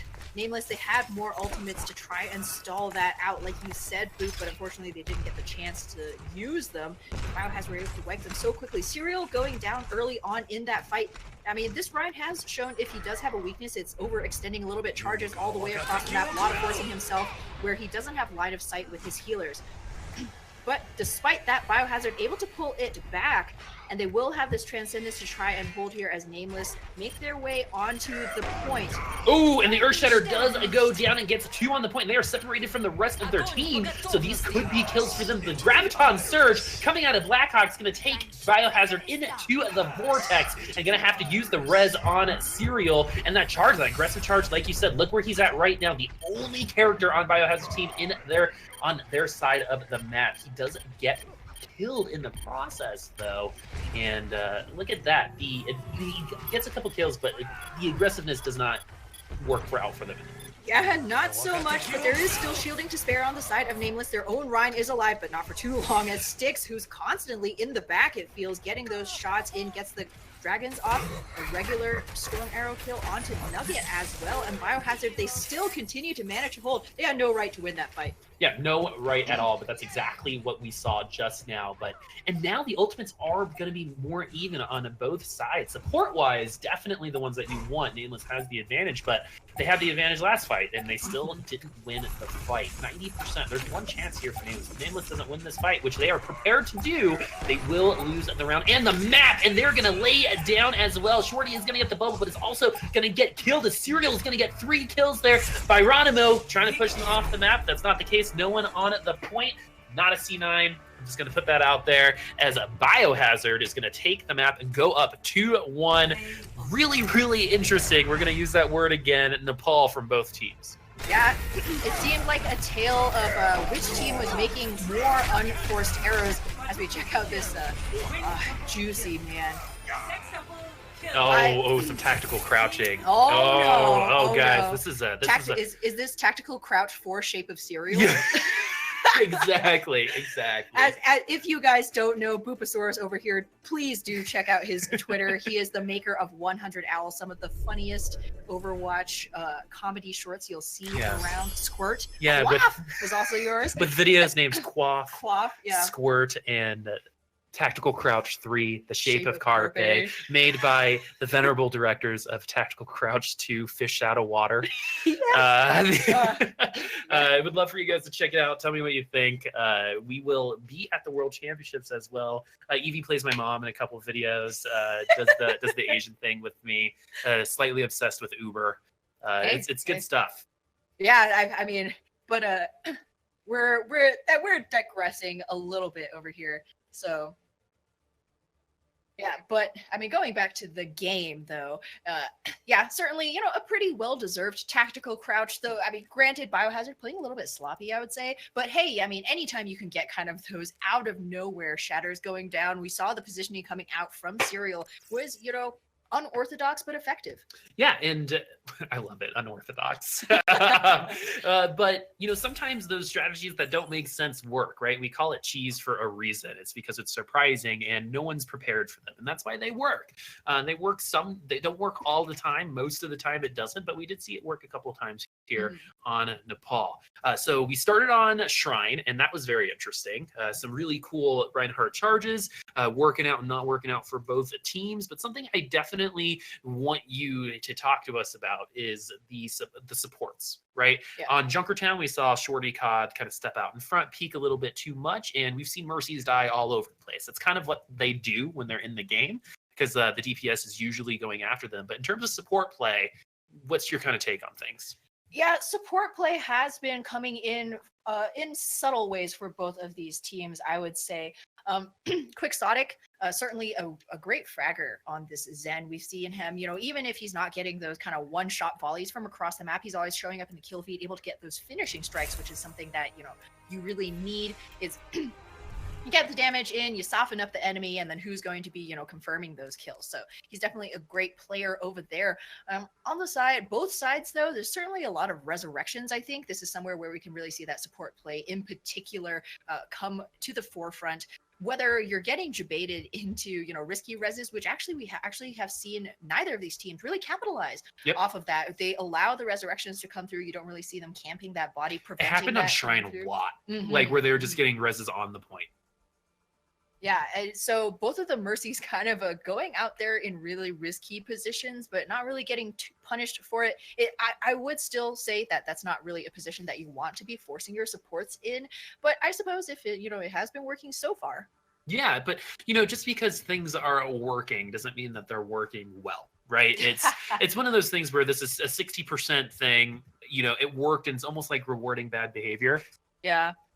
So. And now it is time to see our resident person, the expert on bad behavior, Zan. Oh, look at that! I gave you a character. He's the naughty one. Yeah, exactly. So now you just have to do this. So you're welcome, naughty boy Zan. what do you got to say? Wow. I just want to say I counted 4 boops for the second round, but I'm going to add a 5th boop because I don't like that nickname at all. But for first round, Nameless was again surprising me with the triple support Lucio, Mercy, Brigitte. It's very surprising that they don't want to go with that Zen, Mercy, Brigitte meta comp. It seems like they're slowly moving into it. Before they had a Lucio, Moira, Anna. Then they had a Lucio, Mercy, Moira. Now they have a Lucio, Mercy, Brigitte. They're slowly working towards it. They're learning, honestly, throughout this match. But I want to talk about Byronimo. He went uncontested for that first round as his team was able to pressure Biohazard throughout. I want to say 80% of that round, they just pressured Biohazard as Byronimo was just shooting rockets at the back line. And in the second round, he was not able to do that as the Pharah Tracer on Nameless did not have free range, and Biohazard was able to funnel that damage effectively with the Hanzo Doomfist and Rhine offering protection, don't want to get any picks with the shield. But teammates in the final round, such as Serial on Biohazard, was amazing. He was definitely the MVP of the match. He landed, I believe, 3 Earth Shatters that were just incredible. They were able to close off every single team fight for that round, and he definitely secured the win for his team. Yeah, Serial, I mean, he certainly was very colorful, I would say. Less of, the Kellogg's Frosted Flakes, more of Lucky Charms, Yeah. But what did you think about kind of his positioning moments? Cosplaying Reinforce, I would say. Sorry. Please send me that clip. We're going to send that directly to him. That was like a hearty belly laugh you made me have. I mean, hey, Johnny, he's at least has a lot of self-reflection. He knows what he does. So, what's really funny about Reinforce is anytime anyone's making fun of him, they all start calling him Reinforce and say Johnny. Right? I don't know why it happens, because Reinforce, you think like 65-year-old grizzled blacksmith from wherever, and Johnny is like a 6'7" baby Santa looking guy who charges all the way across the map. Really nice. He's super nice. Just gonna put that out there. But anyway, Zan. Yeah. Okay, less about Reinforce, who we obviously both look up to in terms of running play. Uh-huh. I mean, it's something that I also want to talk about is Quixotic, right? He has been kind of streaky on the Zenyatta so far, but in terms of his play, I asked Evie about the sports before, and I kind of want to get your opinion because I think they don't get a lot of time to get talked about. And so support-wise, what's your take on things? Well, I just want to say Serial is more of a raisin brand, but Quixotic definitely, as a Zenyatta main especially, was able to position himself correctly throughout the entire match, which is something that goes unnoticed, as you mentioned, for supports. Positioning is so important for supports, and he was able to just always be in a position to be safe, but also deal damage, which is something that Zenyatas forget to do sometimes. They are amazing damage dealers, and they sometimes do more damage than the DPS. So they need to be able to position themselves to stay safe, but at the same time deal damage, and Quixotic was definitely able to do that.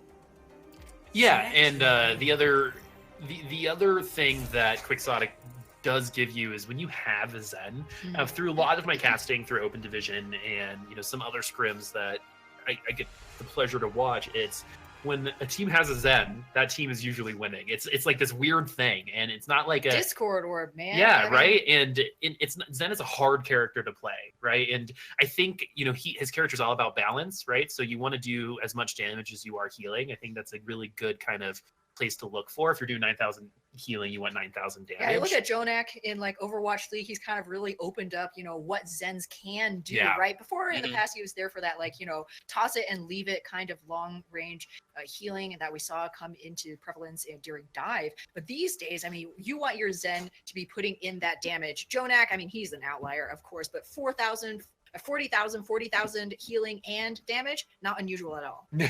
Not at all. And I want to say that a lot of that credit should go to both Mercy and the Zen, because as you said, Jay Jonak, he can't do much without Arc on that Mercy. They work together in perfect synergy, and they're able to just basically stay away from the enemy flankers, which is something we don't see much of in this best of 5, as both teams are opting more for the sniper or a Pharah. I haven't seen much of a flanker, but it seems that they might be pulling off more flankers now, as we do have a hybrid map, and I think we might see a Genji here from Biohazard. I have a feeling. Possible. Well, I think the Genji might show up on Nameless, right? Major Shadow has a 6K, a hexakill, if you will. Is there a special name for that? Team wipe. That's what it's called. Right? And so he got a team wipe on that Genji with the Graviton Surge combo. It's not a solo effort for sure, but going into King's Row, I definitely agree with you, Zan, as there is a high possibility that we're going to see more flankers. It is Tracer's home map, but with Brigitte in the game, there are definitely things that are changing. Tracer, a lot of people thought would just be eliminated from the game. It's been good to see Major Shadow play Tracer and show that, hey, this is still effective. Tracer did get nerfed, too, with that pulse bomb, only doing 300 damage, so not able to take down tanks like she used to. There's a lot more you need to do in order to be effective as Tracer, but hopefully we see her on our home map, and we possibly might see double sniper here on offense as well. Yeah, the double sniper is always a potential here on. I mean, this is one of the OG maps for Overwatch, and kind of gone. Now entering King's Row. What team comps have been prevalent, what's been strong. But King's Row in particular is kind of a map where we see, the 3 different phases are all very distinct, right? What goes really well in the game may not necessarily be breakthrough into sort of 1-3. But the sniper sidelines have kind of always been available, especially on this first point. Yet, one on each corner, set up a crossfire.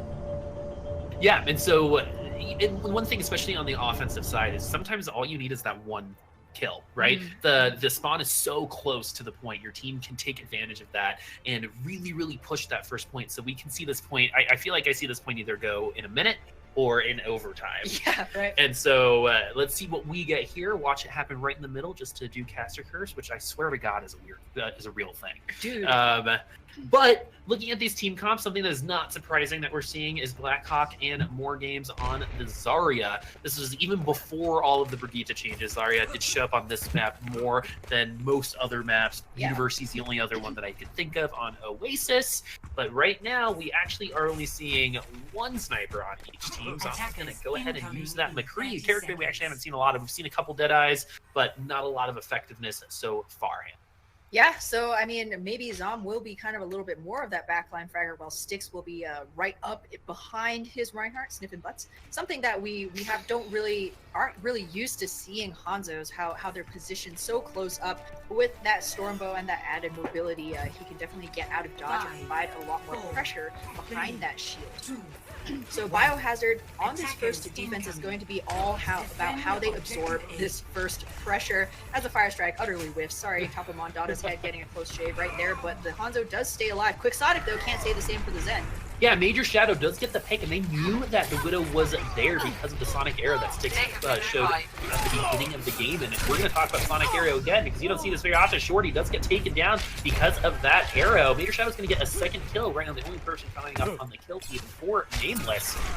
And the sniper doing its job, but you got to take advantage of that first pick. Yeah, that's the thing. Nameless, they aren't running with a Lucio, but they certainly could have pushed forward a little bit more aggressive. Serial certainly does have that advantage over Race thus far, at least in this series. Quixotic, once again, being that fragger. You see now Biohazard has let go of kind of some of that choke area as Nameless makes their way around this Mondada's statue. Now this is prime real estate for that Reaper to go through that hotel collapse. Oh, here we go. A bit of damage up on it. The back line, but it's going to be Serial picking up Shorty on instead. Yeah, but Blackhawk's going to pick up Serial and even this out, but Shorty's a little bit more important for their team. But Blackhawk says, I don't care about that, as he doesn't get the kill on Zombs as well. So this is looking really good for the attacking team. And because I said it's at the beginning or end, they're giving them a good shot here by getting the point here at the middle once these ultimates do come online. The first tick is there, no one contesting thus far. Biohazard on that Reaper is going to get Quixotic, and this is an easy take for Nameless. Not a minute in, I was almost right, but 2 minutes, 26 seconds left on the clock for them. Let's see how much time they will have once the point gets taken. It's 4 minutes, 50 seconds for streak stays, man. Kazoo will bank, certainly, and the good thing is they'll have ultimates to their name raised ready with that Earth Shatter. But Biohazard, they were duking it out, certainly putting in a lot of damage. Just the same to try and answer back. Zombs gets a pick onto Major Shadow, so that's 1 threat down. Taylor tries to make its way 2 threats down now. Serial, even though he basically lost that point for his entire team by charging himself all the way into next Tuesday and getting himself killed, he does make it up. The Biohazard going to have that full 6 set of ultimates to try and hold, and they're going to try and do it right here at the choke. But Biohazard, look at the positioning from this Reaper. Ooh, and the positioning works out as 3 kills on that Death Blossom. And that is a huge, huge advantage for the attacking team, as they're going to be able to get around this corner as the charges go in. I feel like these Reinhardts are using their charge on a cooldown at this point. Doesn't matter if there are people there, if they pop, that's fine. I just really like using this move. It is super satisfying. But right now, the payload is progressing. 3 minutes and 45 seconds left, and it was 1 fight, and maybe even 2 points here as 1 more contest is gonna happen here. And Biohazard does have all the movements available, and the Dragons should be coming out here soon as both Graviton Surges go, and Styx does get 3 on those Sainted Dragons. I swore I was gonna stop saying it, but I just really wanted to. But the Dragon Strike is gonna get 3 and then finally get the defense going. They do have enough to get another one, as Quixotic is going to get some headshots on Major Shadow, and really good ult usage there. Those were the only 2 ultimates they needed. Quixotic does use Transcendence as well, but 3 online for them, Valkyrie online as well. They're definitely in a position to continue defending this point. Yeah, it's going to be a battle of the Maws. Nugget and Sun, they both have that ultimate at the ready, but you know what Nameless doesn't have is a surefire way to drop that Swiss medic out of the sky. Zom in with that high noon, but once again, the sneaky Reaper in the backline trying to make Minsky of this Mercy right here. What will be being found out? There's a Hondo as well. Immediately, though, More Games turns his head. And so what I really like what Biohazard did is he drew 3 people on Biohazard to come back and deal with him. That was actually an advantage for Nameless to come in here, but Sun's going to have to use that res on Quixotic. Biohazard so close to dying for so long, but Biohazard is going to continue their defense as its high noon comes up. The slow walk to probably nothing is going to happen, and they're going to go back to base. Slow walk to nothing, one of the worst cowboy westerns I've ever seen. I'm not gonna lie, but hey, that was actually even though Zom didn't get anything off of that ultimate, I want to just point out that he stunned Raze out of the charge after he just walked past Serial and shattered the entire Biohazard backline. It was the McCree that stopped that Reinhardt. So really heads up play from Zom so far. And Nameless, I mean, they came in here hot with over 5 minutes down to their last minute 45 now. Yeah, and so Major Shadow is going to go ahead and use that Genji Blade. He actually did not get any of the armor from the rally, but that doesn't seem to matter as the rest of his team is going to come down. Earth Shatter is going to come out as well.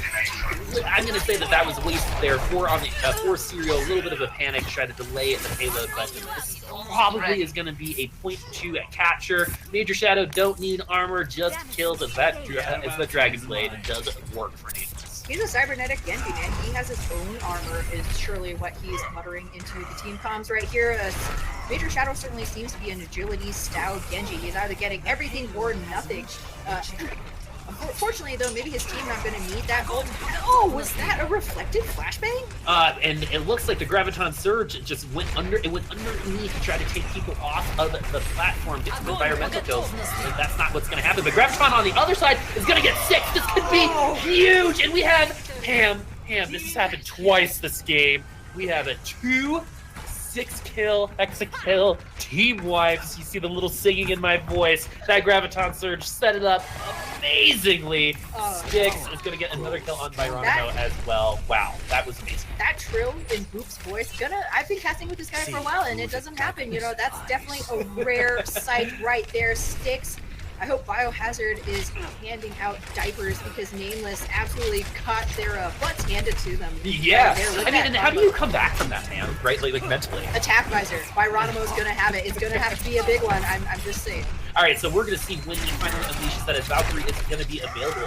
Is that gonna be a restful position? With Reinhardt again, to run into each other. They're actually solo fighting each other right there. Hey, forget the teams. I have a grudge with this guy. Byronimo gonna use the Helix rockets first. Gonna hold on to that attack visor. I agree with the decision thus far, and for some reason the shield dash does override the charge on the Reinhardt. So nothing for Raze in that moment in time. Actually, that was Serial, but looking at Biohazard, 5 ultimates versus the 4, 5, that will be it. So this is gonna be 5v5 ultimate-wise, with Shorty at 90, Shadow at 87, and we do have the arrows come out, and Byronimo is gonna go down with that attack visor with 57 seconds left, and you know what, Rezes, this has gotta be it for Nameless thus far, and Major Shadow getting an early kill on Zom is huge. Transcendence is going to cancel out that blade, and let's see if that's going to be what they need with attack visor as well, but so far nothing. But Serial is going to go down and is going to use the Earth Shatter, I believe, with again as a little bit of a panic.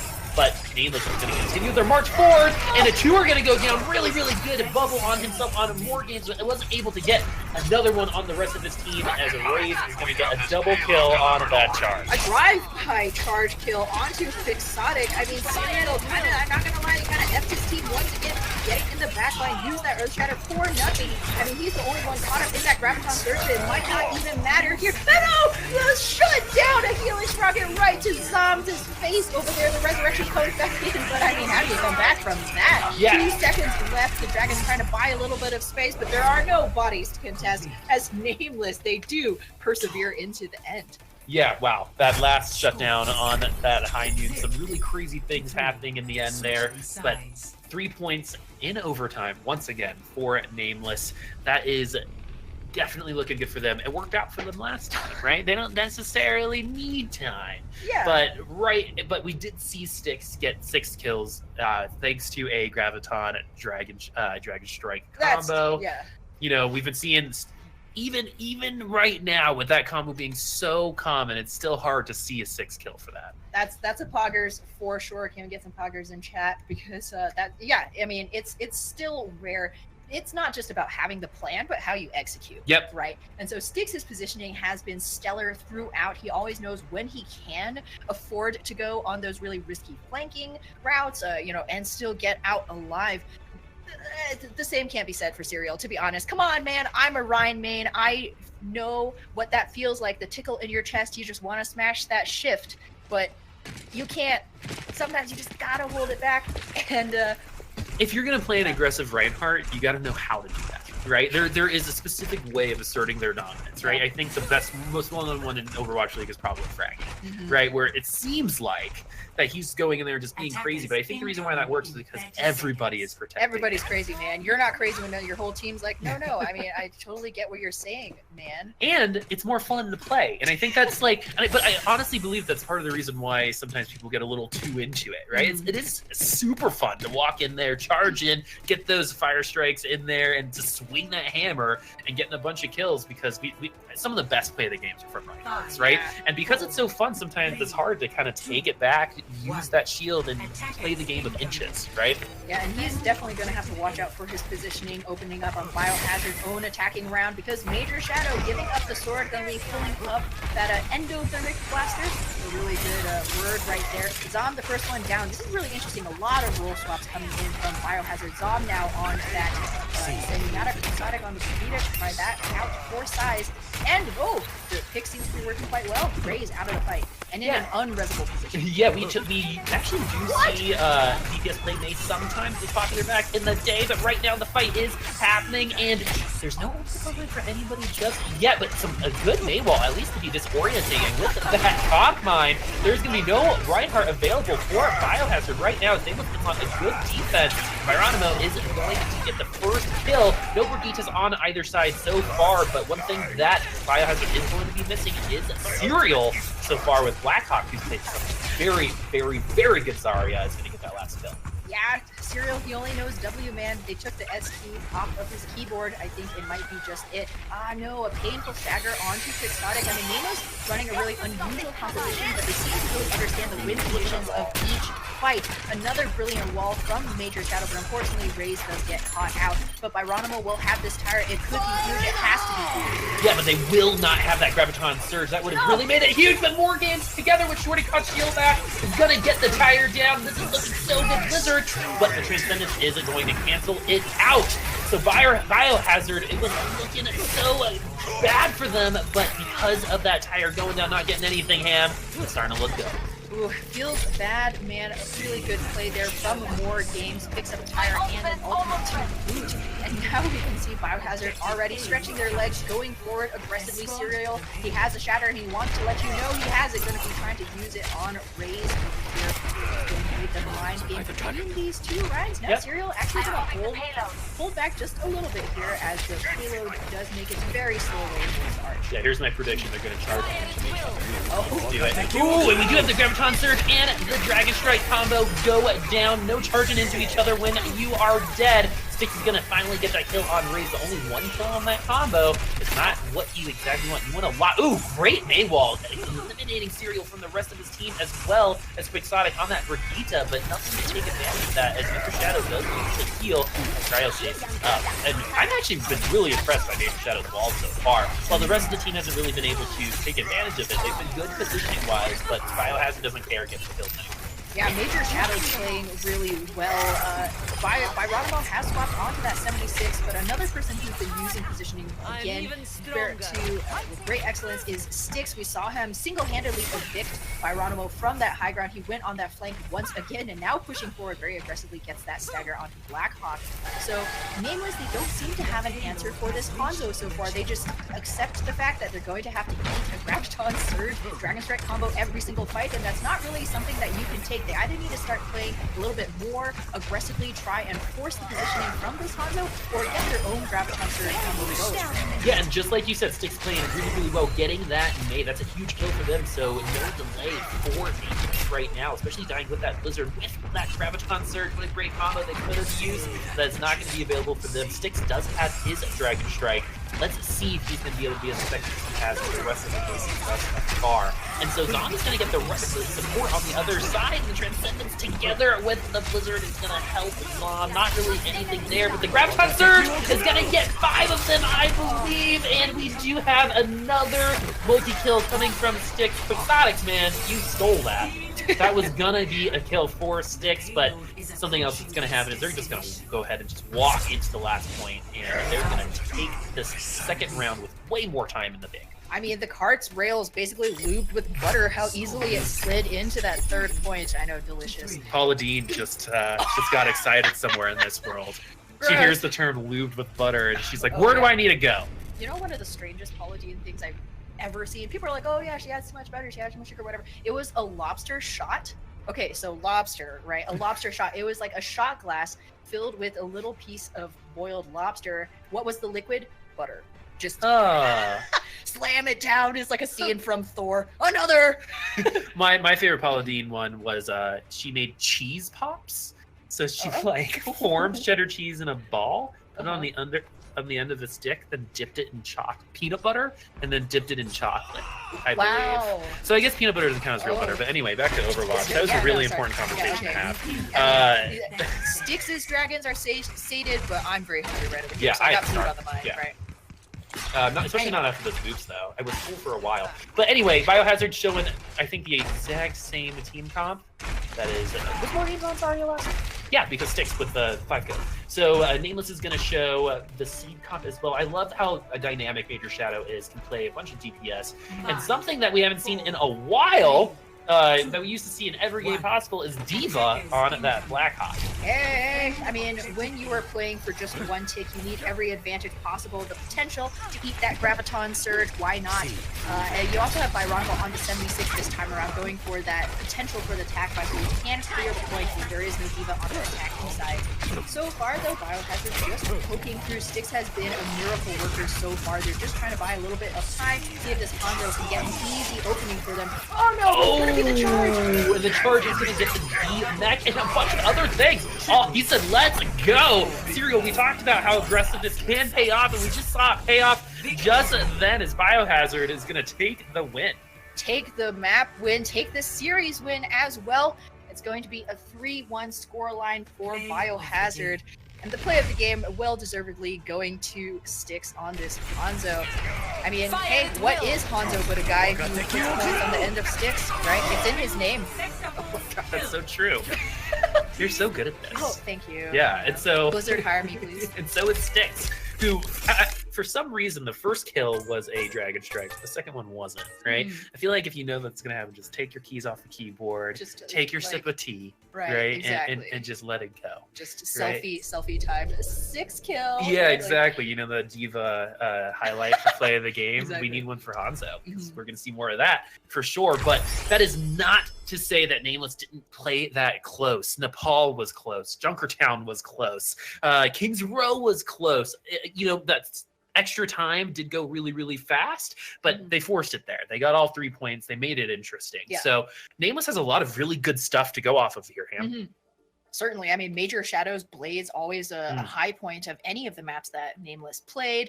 Byronimo's, excuse me, Byronimo's Farah as well also, you know, showed up huge. So it was it wasn't necessarily that Nameless weren't playing very well. I think it was probably, you know, just that Biohazard was meeting them at their level and then exceeding it. Yeah, that was I mean, that was a very entertaining game. And Zan, I actually have a question for you. So I think it's really easy to talk about what things, you know, could have gone better. But I think it would be fun to talk about what Nameless and Biohazard both did really well. Of course, hindsight is 2020, and I want to say that Nameless, they know what went wrong there. You could just tell by how easily it fell apart in that last round, and they were just they seemed to be mentally fatigued as they weren't sure what to do on defense. And Biohazard surprised me with the switch on the tanks, Serial on Rhine, and more games on the Zarya, which usually it's vice versa. And yeah, Biohazard, they had amazing Graviton Surges, amazing Earth Shatters, with a questionable Earth Shatter from Serial at the very end, trying to pull off a wide flank to Earth Shatter the Nameless Mercy, which, by the way, Nugget on that Mercy from Nameless was the MVP for Nameless. He had amazing positioning, almost pulled off every single fight perfectly position-wise, but was not able to do enough. Yeah, I mean, Nugget, she did such a great job keeping the team up and doing the work of that Mercy, giving the rest of the team the Mercy she needed. And something else I also wanted to point out there, and this question's for Ham, was King's Row just a story of my grabs were better than yours? Yeah, I mean, these days in this meta, Hanzo, Zarya all day long. I mean, Brigitte on the live patch has even kind of fallen out of favor of just going all in with that Hanzo left boob out, right? No, flags flying, because and it has become not just what ultimate combos you have, but how you react to being ulted upon, right? And so we saw one of the keystone differences between these two teams was in the support play, once again, which you mentioned earlier, Boop. Quixotic always seemed to have a Transcendence on hand. I mean, it was that game sense, the reaction time to pop it, not just for the Graviton Surge to keep everybody alive, give, Sticks the chance to counter Dragon Strike, but also for those blizzards. So, I mean, it's not just about sustaining long enough to get those transcendencies, but to have them, not to pop them in a panic, so that your team can always feel safe knowing they have, some kind of backdoor out of a fight when, the enemy team dumps everything that they have, plus the kitchen sink at you. Yeah, Zan, do you agree? Yeah, I do agree with everything except the transcendencies. I believe it's transcendence I, but Transcendence us. I transcendence us all. It's But actually like a moose. It's just transcendence again. Oh, it I does see. make sense. It Yeah. does seem plural. Exactly. But Transcendees? I Okay. do want to give credit to Biohazard and Kings Row. They all deserved MVP. They all outperformed every single member in Team Nameless, and I want to say that they fixed the communication slip-ups that they had from the previous matches. They were able to sync ults perfectly, and the ult management was a lot better. They didn't just pop every single ult just to use it. Yeah, good discipline, and that's something that we'll see come into play more and more, I think, as the meta continues to develop. It's as we say, it's a lot about the ultimate game these days versus, kind of the days of dive where, a single Genji, all you need is one ult. You have one stellar Genji, you can win the entire, you can win the entire fight. But these days it's about having those ultimates and, comboing them. What I think, this is exactly what I wanted to say, is something that I actually have I was scared for this meta for a little while, but something that I have actually really loved seeing. I think someone might say they're just pressing Q, but I think this meta is really rewarding team play. Yeah. And that is something that's really cool to see. I think it can feel repetitive, especially with gravitons on both sides. We experienced this back in season 2, right? Like we know what it's like to have a graviton on every side, right? But what's really cool about this, what you mean by comboing, is that they have to be a team and work as a team together. Exactly. I mean, we even saw graviton surges come out to no avail, no capitalization, no bodies left to, convert that into a point, that kind of thing. So yeah, you certainly bring up a good point. Zan, any last thoughts before we close this one out? I just want to say that Biohazard surprised me throughout the match. They definitely adapted very well to Nameless's just upbringing there in the second match. They were able to change into a completely different team, as we saw, but Biohazard, they adapted, and as we explained, they were able to fix those communication slip-ups, which was the main problem for them. Yeah, absolutely. Good showings, though, from both teams. And thank you to the Overwatch champions for hosting me and Boop. It was a pleasure to cast this great best of 5 series, and you guys stay tuned. I believe they'll be having even more matchups coming into the next week. This has been, excuse me, all these throat clearings, but it has been Overwatch Community Champions Tournament Season 3. And I have been Ham Tornado, joined by my lovely partner, Boopasaurus, Zan on the analyst desk, and Owl hosting the game, Bradley being that wizard behind the curtain, producing everything that you saw today. If any of you guys are interested in getting more involved with esports broadcasting, just going to throw this plug out there. Broadcast GG, that's where both me and Boop are from. And so, we're a community for amateur broadcasters. You want to learn more about casting and analysis, production, even hosting, feel free to drop us a follow on Twitter at broadcast.gg. Boopasaurus and I can also both be found there at our handles if you want some more Overwatch content. But I think that will do it for all of us here. It's been a pleasure to bring you this series. Overwatch Champions signing off.